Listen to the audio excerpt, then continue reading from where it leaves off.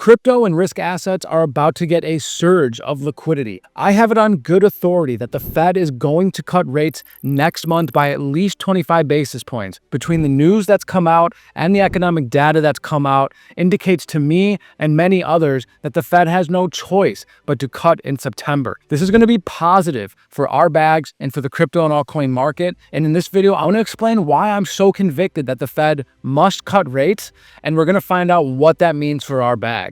That sounds good to you? Hit the like button down below, tune in for the next 10 minutes, and I'll explain to you why you should be bullish in September. Donald Trump, Treasury Secretary Dissent, Commerce Secretary Lutnick, and honestly the rest of the Trump administration have been coming down on Powell, saying that he needs to cut rates and he needs to do it now. Jerome is pushing back, saying that we can't cut rates yet because we need to know what tariffs are going to do to inflation. They want to make sure that the tariffs imposed by the Trump administration are not going to create too much inflation and leave the average investor paying too much for goods and services. And so the argument here is that we need to wait for the data from the summer months before we make a decision on interest rates. What Trump is saying is that right now, we're seeing cracks in the labor market and that the economy is actually weak as a result of interest rates being so high. The reason that Trump wants Powell to cut rates is because he wants to stimulate the economy. He wants to see asset prices go higher, and he wants to see the markets doing well. He wants to see investors and his voters happy with the outcome of the economy. And that's difficult to do when rates are this high. And so now Trump and other people are starting to think that maybe this is political. Maybe Powell doesn't want to give Trump the rate cuts because he doesn't like him personally or doesn't like his politics, and he wants to hurt him by not allowing the economy to do better. Keep in mind that when Joe Biden was running for re-election, he actually cut 100 basis points going into that, and that actually led to a massive surge in asset markets. And while Powell and the Fed have been unified on this topic for the last several months, we're actually seeing some key developments that I believe are going to lead to a cut in September for sure. Now, some pretty big news that actually developed shortly after the FOMC is that we actually had two dissents from the Fed governors. So the way the FOMC works actually is it's not just up to Powell. It's not his decision alone. There's an entire board of Fed governors, and they all get a vote. So they vote on policy change. And what happened last week was that two of the Fed governors actually dissented, which means they came out and they said, I disagree with what we're doing. I think we should be cutting right now instead of waiting. They believe there should have been a 25 basis point cut. So the two Fed governors who dissented were Michelle Bowman and Chris Waller. As is tradition, after the FOMC meeting, they went on and explained why they decided to dissent.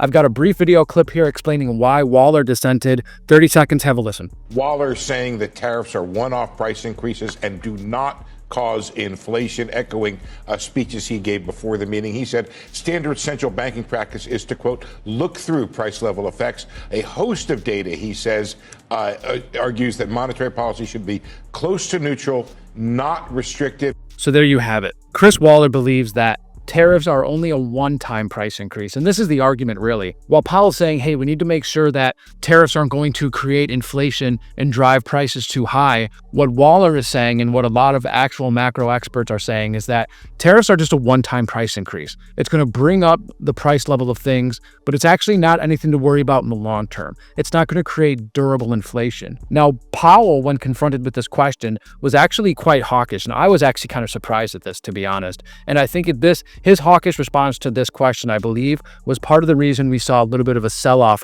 following the FOMC meeting. Let's hear it from Powell himself. 45 seconds. Have a listen. You could argue we are a bit looking through goods inflation by not raising rates. We haven't reacted to new inflation, but I mean, I wouldn't insist upon that. But I don't think.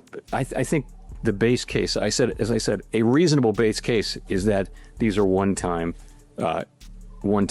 price effects. So a one-time price effect. This is the base case, but Powell doesn't seem to be reacting to that. Maybe they just want to have an abundance of caution here, make sure that we know for sure that they're not going to increase inflation too much. And what he means by looking through the data is that they're not going to consider it really in their rate cut decisions. His decision to say that this is why we're not going to hike rates, to me, was particularly hawkish, and I think he did that on purpose. And so that's one of the reasons that people believe that the Fed should have cut rates in July, is that tariffs aren't going to contribute to inflation over the long term. It's a one-time price increase. That's it. We already know this. Why are we messing around waiting for data when the economy is in trouble? And that's the second reason why people believe they should be cutting rates, is that higher interest rates actually increase borrowing costs. It reduces consumer spending and it stymies investments. People are less likely to spend money or to invest new money or to go out and spend if there are higher rates, because higher rates means higher borrowing costs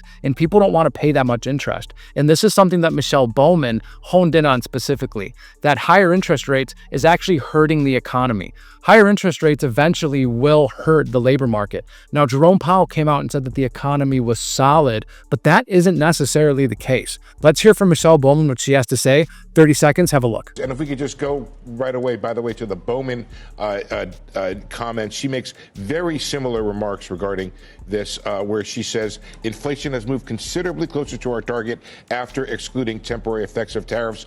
Economic growth has slowed markedly, she says. Labor market showing increasing signs of fragility, and a neutral setting for policy is the right way to go. So there you have it, that a cut would have hedged against this weakness. And so the argument here is that the second reason is that not only are tariffs not going to create inflation, but at the same time, you're hurting the labor market. You need to keep in mind your dual mandate: stable employment and stable prices. Prices right now are relatively stable. We're not seeing that much inflation, but stable employment is taking a hit. And we just got some data last week that is going to completely change the game, and I think is going to guarantee that the Fed cuts rates. And so, like I said, the argument is that the labor market is solid, but I can tell you that the labor market is not solid. A recent revision in the labor market data from the earlier months shows significant weakness in the labor market. Have a look at this right here. So this jobs added per month, showing us that in May and that in June, we added about 150,000 jobs per month.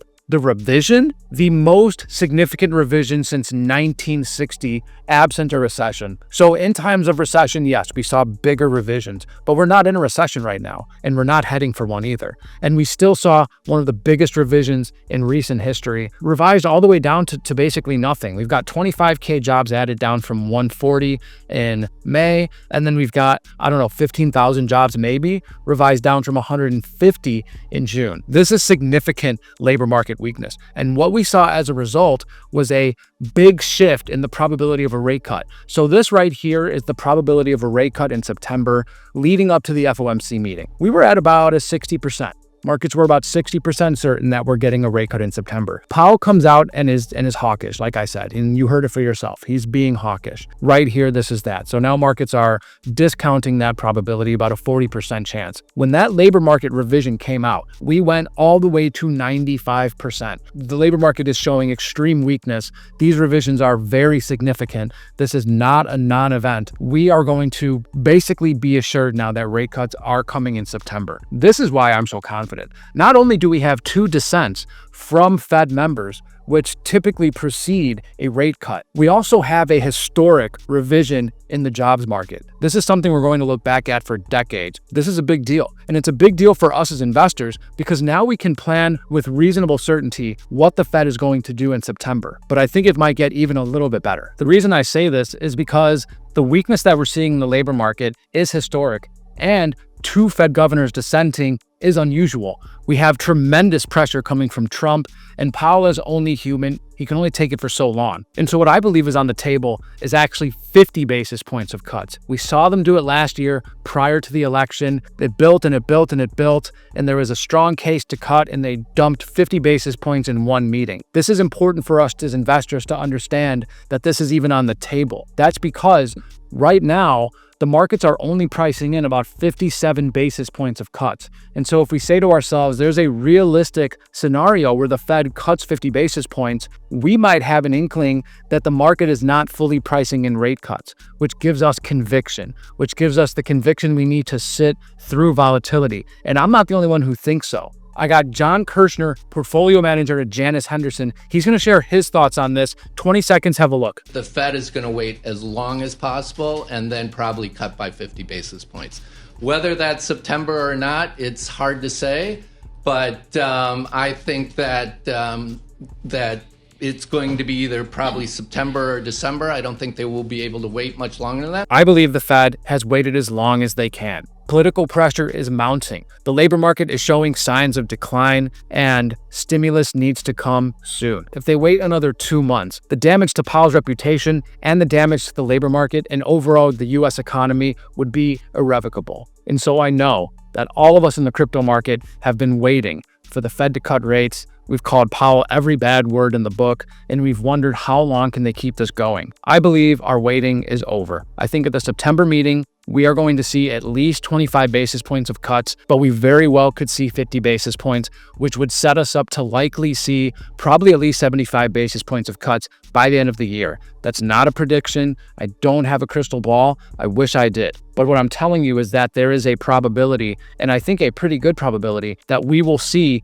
at least 75 basis points of cuts by the end of the year. I can't promise you this, but I do believe that the chances are on our side. And what rate cuts are going to do for us as investors, it's going to lower borrowing costs. It's going to increase spending. It's going to motivate investors to go into riskier products. As interest rates fall, the fixed income returns that they get on some of the safer investments become worth less. If interest rates go from 4.5% to 4 to 3.5%, well, now they're only getting 3.5% return on these safe investments. It's time to go a little more risk on. And this is how it happens. Central banks around the world are cutting rates. The Fed is already late to the party. And by the time we see a recession in the data, it's already occurred. I think they know this, and I think they're going to take the steps to prevent it at the next FOMC. This is just one of the many reasons I remain extremely bullish for the bull market that is still ahead of us. And if you want to find out all the reasons why I'm bullish on crypto and the bull market that's still in front of us, make sure you subscribe down below. Leave us a comment. Let me know what you've learned, and hit the like button. It means more than you know. We spend a lot of time on these videos, and your support really means a lot to us. Thank you, and we'll see you in the next one.